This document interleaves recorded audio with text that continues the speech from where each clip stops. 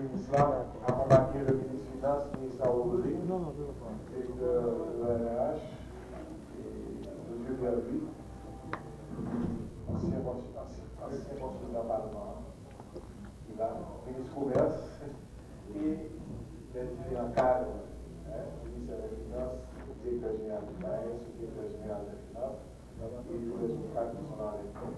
Merci d'être venus.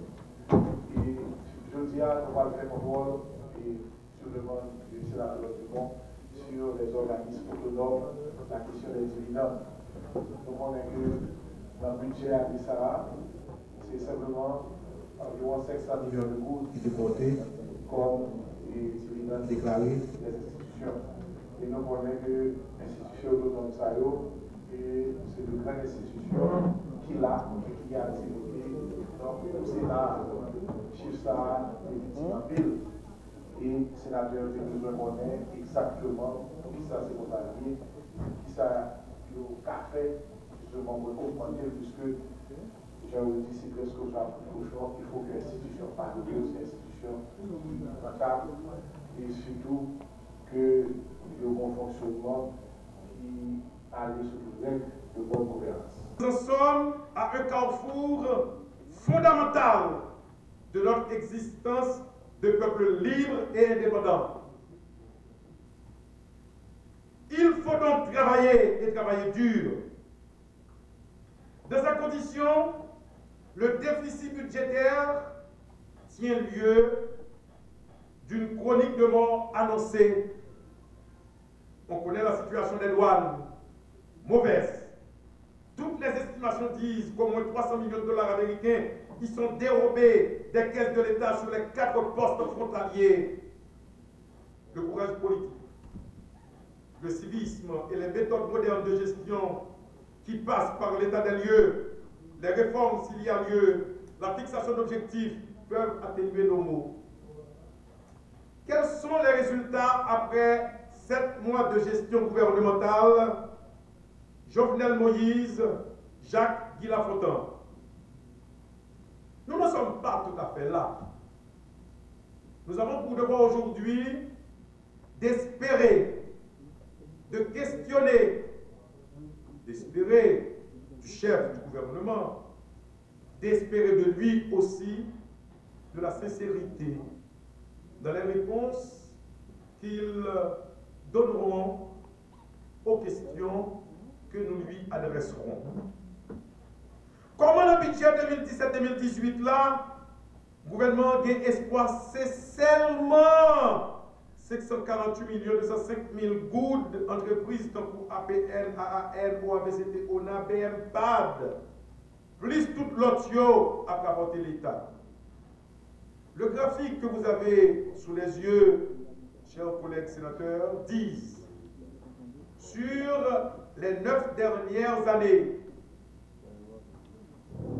les recettes qu'ont apporté ces entreprises à l'État, ça devrait faire une moyenne de 700 millions de gouttes. En 2 années seulement, ces entreprises ont rapporté à l'État un peu plus qu'un milliard de gouttes. Alors, Monsieur le Premier ministre, votre équipe gouvernementale et vous avez la responsabilité de concrétiser les rêves qu'ont fait naître les promesses de campagne du président de la République. Autant que puissent se rappeler tous les Haïtiens, l'air, le feu, la terre et l'eau, les 4 éléments de la nature, ont servi de socle à la campagne de celui, Monsieur le ministre, qui vous a fait presse. Le devoir des gouvernements et des peuples, ce n'est pas de lutter contre ces éléments, c'est de se mettre en harmonie avec eux. Comme nous tous, nous devons travailler pour mettre les créations humaines, ces entreprises autonomes de l'État par exemple, objet de nos préoccupations aujourd'hui, en harmonie avec nos besoins. En harmonie avec nos besoins, ceux des plus faibles d'entre nous en particulier. Les ressources de ces entreprises doivent servir à former le personnel de nos écoles, de nos hôpitaux, de nos commissariats de police, de nos forêts, de nos sites naturels, de notre administration publique. Elles doivent servir aussi à protéger l'air, bien gérer la terre, à faire que le feu ne serve qu'aux usages domestiques et industriels, et à faire que nous devenions tous des Manuel, de véritables gouverneurs de la rosée. Manuel avait trouvé l'eau. Nous qui sommes venus après lui, l'eau est là sous nos yeux. L'eau est là sous nos yeux, espérant d'être captée pour qu'une part d'elle finisse dans nos peaux. Que ces bassins naturels soient aménagés comme lieu de plaisance. Des grands canaux de l'Arcaillère, Cabaret, de la plaine du cul-de-sac, de Petit Bois, de Léogane, de Grand Bois, de partout dans le pays, de l'Antibonite, méritent le destin de lieu d'attraction et de repos. Tout le monde connaît ou a entendu parler de Sodo, Somaturine, Bassin Bleu. Ce sont les vedettes du domaine. Mais très simplement, je vous invite, membres du gouvernement, à visiter Bassin-Miton à Léogane, ou Charles à Grenouille. Dimanche encore, j'admirais cet espace, mais abandonner tous. Est possible de ne pas vous émouvoir du gaspillage que nous en faisons. Donc de ne pas penser à travailler à leur destin de lieu de plaisance, assaini en harmonie avec l'environnement. Monsieur le Premier ministre, messieurs les membres du gouvernement, chers collègues sénateurs, membres du bureau, monsieur le président de notre assemblée, nos missions sont difficiles. Notre pays est difficile. Parce qu'historiquement, nous sommes une lourdeur. Mais, si nous savons converger nos intelligences et notre patriotisme, nous pouvons gagner cette bataille, la bataille du renouveau haïtien. Qu'il vous plaise, mesdames, messieurs, mesdames, madame Lema est absente. Je devais dire madame. Chers collègues, membres du bureau, membres du gouvernement, qu'il vous plaise donc d'entamer le toujours excitant exercice de questions-réponses pour que la vérité jaillisse de vos lumières et au profit de la nation tout entière. Je vous remercie. Au niveau du ministère de la Santé publique, on a pu récupérer des chèques zombies totalisant 23 millions de gourdes. Là encore, ce sont des ressources qu'on va utiliser. Mais en ce qui concerne les organismes autonomes de l'État, nous sommes très conscients de ce problème. Et depuis environ 3 mois, nous avions mis sur pied une commission interministérielle. Et cette commission interministérielle a pour mission de se pencher sur 2 textes de loi, dont la loi que vous avez évoquée de 2005, traitant de l'administration publique. Et les travaux, les résultats des travaux vont nous permettre d'avoir une nouvelle proposition de loi qui sera déposée au Parlement pour ratification. Mais entre autres, je dois vous dire qu'on était vraiment tellement préoccupés en ce qui concerne les organismes autonomes de l'État. Et on a pu remarquer que la plupart de ces organismes autonomes de l'État n'avaient pas de loi organique. Et ces organismes de l'État avaient un problème aussi de gouvernance. C'est ainsi qu'au niveau de notre administration, nous, bien sûr, en consultation avec le pouvoir législatif, nous comptons mettre sur pied, ou du moins réviser d'abord les lois organiques de ces différents organismes autonomes de l'État, mais aussi mettre sur pied des conseils d'administration. Parce que nous sommes conscients que ces organismes-là, dans certains cas, c'est comme si c'était l'État dans l'État. Et bien sûr, nous attendons beaucoup du pouvoir législatif et nous sommes très contents de cette rencontre de cet après-midi où l'on pourra faire des échanges qui nous permettront d'avancer et qui nous permettront d'être beaucoup plus efficaces.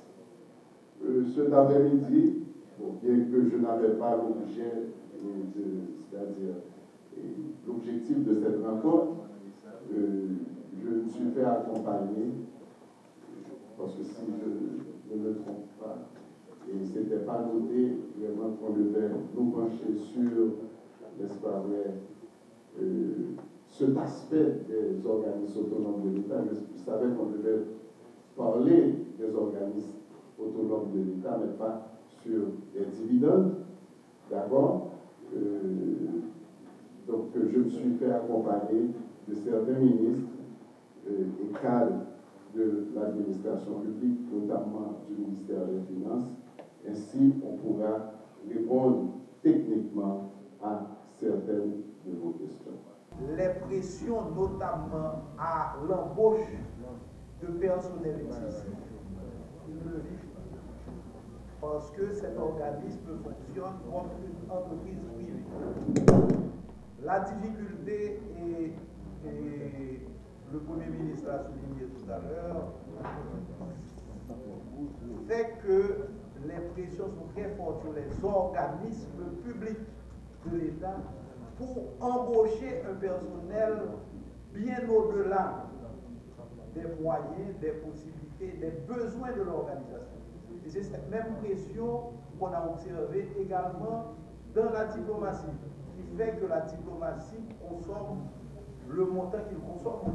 Donc il y a un effort de discipline, et cet effort de discipline doit être partagé par l'ensemble des organismes de l'État. Et dans ce contexte-là, on réitère également l'appui, l'accompagnement et le support de l'ensemble des corps de l'État et en particulier de l'institution parlementaire. Donc j'ai pris l'exemple de l'OAVCP. Donc là on a, je le redis, des dividendes qu'on a constatés en 2015-2016 qui se sont élevés à 828 millions d'euros, 828,9 millions d'euros. Et les dividendes qui ont été versés en 2016-2017 n'ont été que de 238,9 millions. On veut les ramener autour de 500. On ne va pas dire qu'on va d'un coup faire l'effort, demander aux organismes de faire l'effort de rapporter les 828,9 qu'on a eu en 2015-2016, mais on estime qu'on devrait pouvoir atteindre le seuil des 600 millions de gouttes au niveau de la participation des organismes autonomes. On est en train avec le conseil qui a été placé à la tête de l'OAVCP pour effectuer la réforme, aussi difficile qu'elle soit, on a ramené le budget de fonctionnement à 95% des ressources projetées. Ça, c'est le budget. Antérieurement, les ressources étaient inférieures aux prévisions de dépenses. Donc, ce qui conduisait ipso facto à un déficit et qui a conduit à la consommation de la réserve accumulée. Donc, il faut bien comprendre que l'organisme tel que l'OAVCP ne peut fonctionner avec des dépenses de fonctionnement de 95% des ressources. Parce que c'est une institution d'assurance. Pour pouvoir répondre aux sollicitations d'assurance, de primes d'assurance, il faut qu'il y ait une réserve plus grande et des dépenses de fonctionnement qui ne devraient pas excéder 50% des ressources.